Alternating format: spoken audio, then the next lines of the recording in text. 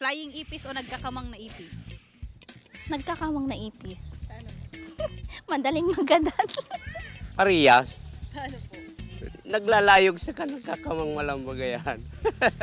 Nagkakamang na ipis. Paano po, ma'am? Hindi.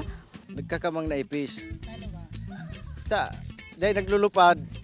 Flying ipis o nagkakamang na ipis? Nagkakamang pong ipis. Doon na lang pong nagkakamang kasi madali pong anuhon.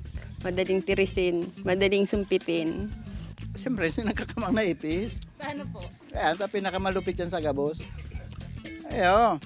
Madali o madamo, sir? Dahil ka nga nagkakamang. Masakit yun dako punta nagkakamang-kamang ani.